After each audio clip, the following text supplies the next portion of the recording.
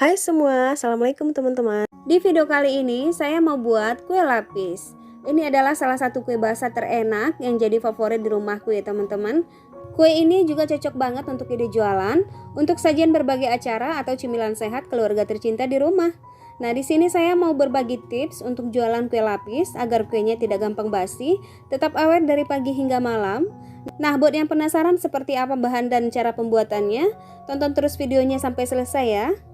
Oke, langsung saja ya teman-teman. Pertama, siapkan panci untuk memasak. Masukkan santan kekentalan sedang 700 ml. Kemudian 220 gram gula pasir, setengah sendok teh garam, setengah sendok teh vanili bubuk. Kemudian tambahkan 1 lembar daun pandan yang sudah dicuci dan disimpul. Kemudian ini kita masak di atas kompor dengan api sedang. Ini dimasak hingga mendidih. Untuk tahap ini tidak boleh kita tinggal ya teman-teman. Harus diaduk sampai benar-benar mendidih dan tidak pecah santan. Disinilah salah satu tips agar kue lapis bertahan lama, tidak basi dari pagi hingga malam. Jika sudah mendidih, matikan kompor, tunggu hingga santan dingin di suhu ruang. Jika teman-teman mau menghemat waktu dan santannya cepat dingin, ini bisa kita arahkan ke bawah kipas angin aja ya. Jika sudah dingin, lanjut kita adon dengan bahan-bahan yang lain. Siapkan wajan untuk mengadon. Masukkan 200 gram tepung beras, 80 gram tepung tapioka. Kemudian ini kita aduk hingga tercampur merata.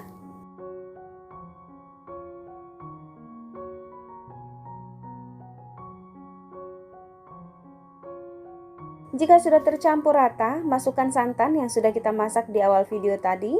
Ini kondisinya sudah dingin suhu ruang ya teman-teman. Santannya kita masukkan secara bertahap sambil diaduk rata seperti ini. Kemudian tambahkan lagi santannya hingga habis. Kita aduk kembali hingga adonan licin, tercampur merata dan tidak ada bahan yang menggerindil ya. Di sini aku aduk dengan bantuan whisker saja. Teman-teman juga bisa gunakan chopper atau blender ya. Untuk memastikan adonan tidak bergerindil, sebaiknya ini kita saring seperti ini ya. Nah, kelihatan itu ada sedikit bahan yang menggumpal. Tahap selanjutnya, kita takar adonan. Jadi untuk takaran seluruh adonan setelah semua bahan dicampurkan, total cairannya 1060 ml. Nah, selanjutnya ini saya bagi 4. Bagian 1, 2, dan 3 itu 270 ml. Sedangkan bagian yang terakhir 250 ml.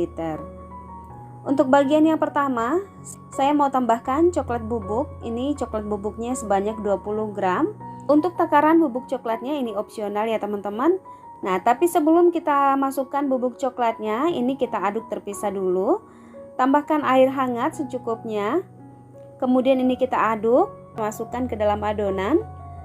Aduk hingga tercampur rata. Nah, ini sudah rata.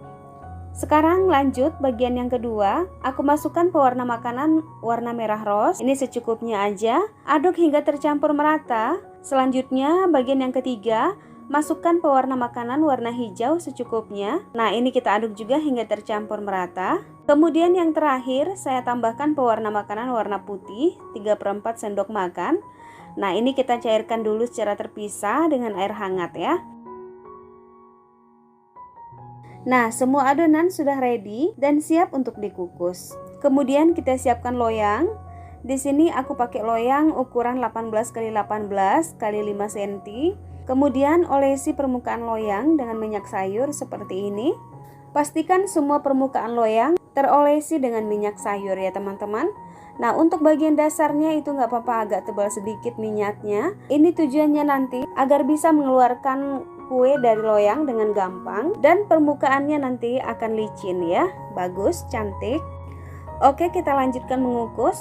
Di sini aku sudah siapkan kukusan dan sudah mendidih ya teman-teman.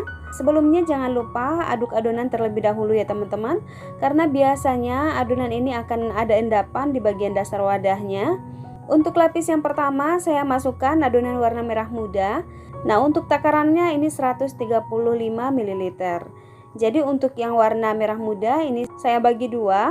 Untuk posisi loyang di kukusan itu pastikan datar ya teman-teman. Kalau memang permukaan kukusannya tidak datar, ini mungkin bisa kita tambah dengan lidi atau dengan apapun di bawah loyangnya ya. Yang penting permukaan loyangnya harus datar.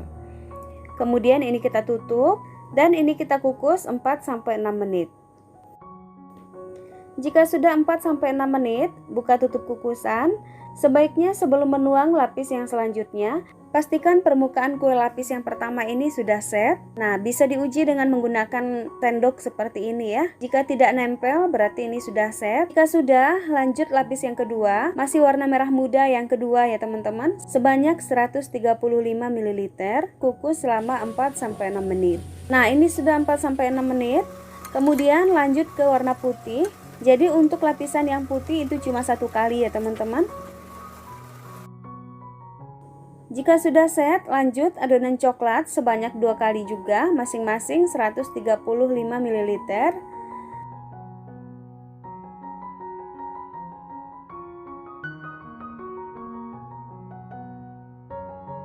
Ini untuk yang adonan coklat, untuk lapis yang kedua 135 ml lagi.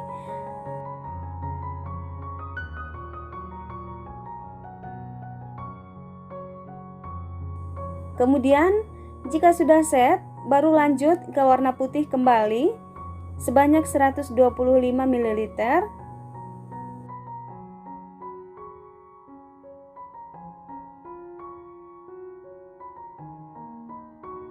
Selanjutnya lapis yang terakhir adonan warna hijau sebanyak 2 kali kukusan masing-masing 135 ml.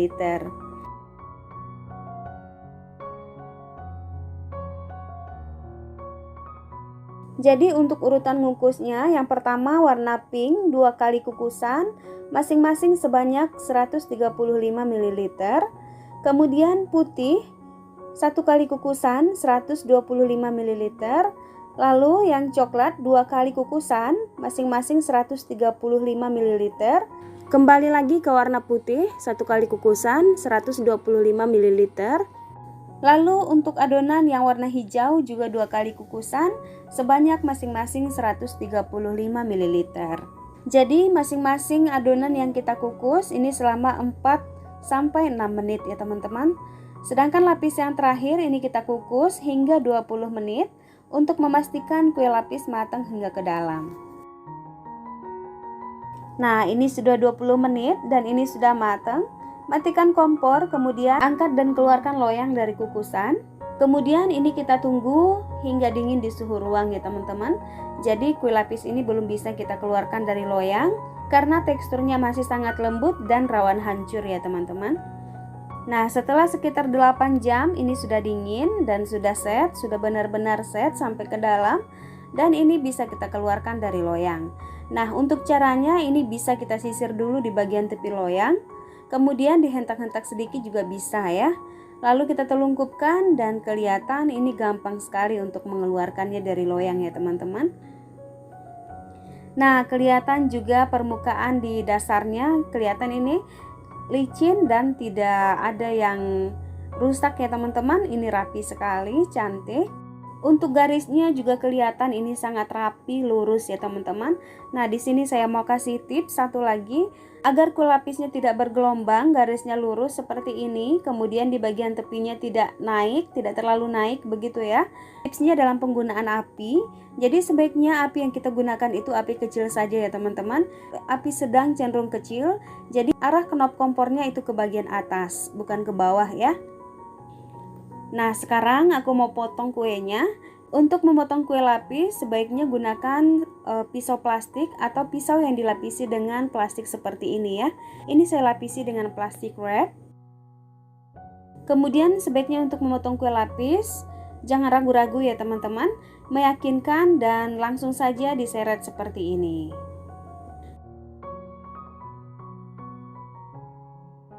Nah, kelihatan itu potongannya rapi.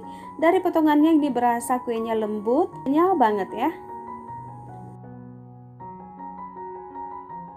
Kemudian ini saya mau potong-potong lagi. Ini sekitar 1 sampai 1,5 cm ya. Nah, untuk potongannya sesuaikan saja dengan kebutuhan dan selera masing-masing ya teman-teman. Nah, jadi ini dia tampilan kue lapisnya.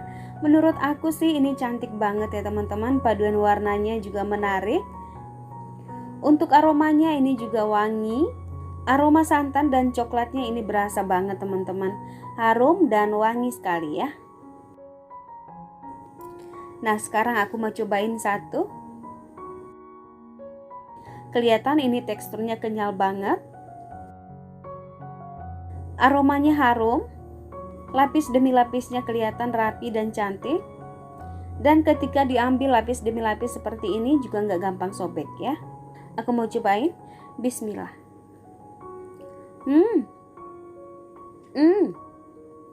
Ini enak banget teman-teman. Rasa manisnya pas. Perpaduan rasa santan dan coklatnya klop banget. Gurih, manis, enak.